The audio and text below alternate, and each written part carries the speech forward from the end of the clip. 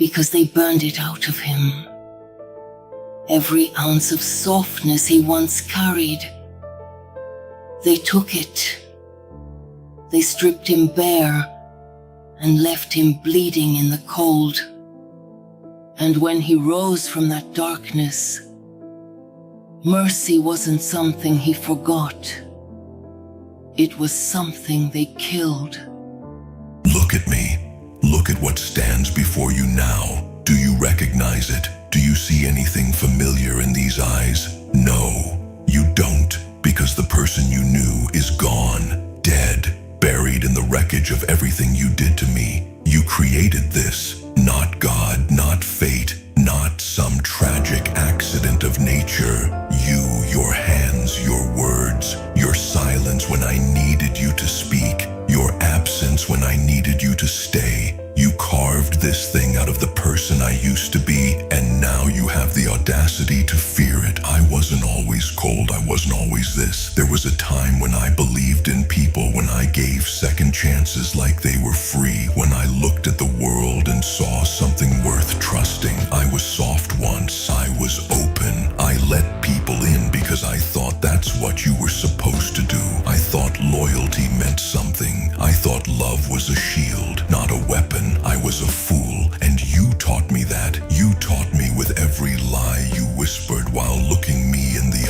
eyes. You taught me with every promise you broke like it meant nothing. You taught me when you smiled at my face and sharpened your knife behind my back. You were my teacher. Pain was the lesson, and I learned. God, did I learn? You want to know when it happened, when I became this? It wasn't one moment. It wasn't some dramatic breaking point where I screamed at the sky and swore vengeance. No, it was quieter than that. It was slower. It was the accumulation of every single time I gave you my heart and you handed it back in pieces. It was the exhaustion of being disappointed by the same people over and over again. It was the realization, cold and final, that I was the only one fighting for something that was already dead. That's when I changed. That's when I stopped hoping, stopped wishing, stopped believing that if I just tried harder,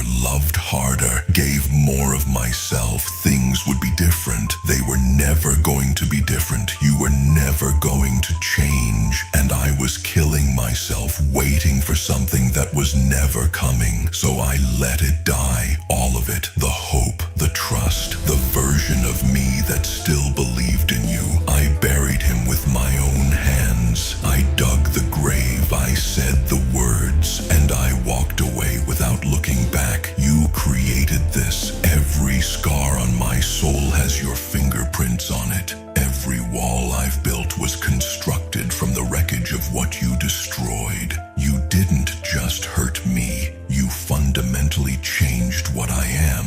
And now you want to act surprised? Now you want to pretend you don't understand why I've become so cold? Why I don't let anyone close? Why I look at the world like it owes me blood? You did this, and the worst part, you'll never admit it. You'll tell yourself stories. You'll rewrite history until you're the victim and I'm the villain. You'll shake your head and wonder what happened to me, as if you weren't holding the match the entire time the fire was spreading. But I know the truth. I carry it with me every single day. I feel it in the emptiness where my trust used to live. I see it in the way I can't let anyone close without waiting for the betrayal. I hear it in the silence of all the words I'll never say, because I learned that vulnerability is just another way to bleed. You wanted me weak. You wanted me broken. You wanted me to stay down in the dirt where you left me, quiet and forgotten. But I didn't stay down. I couldn't. Something inside me refused to die completely. Some ember of rage, some spark of defiance that you couldn't extinguish, no matter how hard you tried.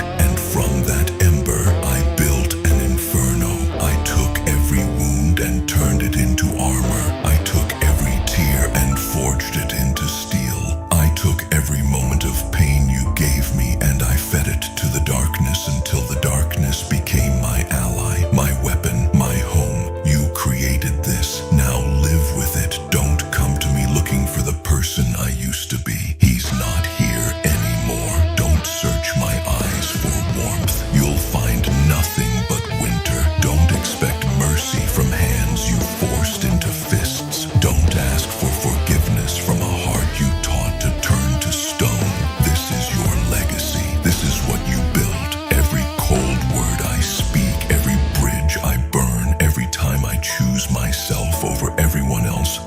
your creation, your masterpiece, your monster.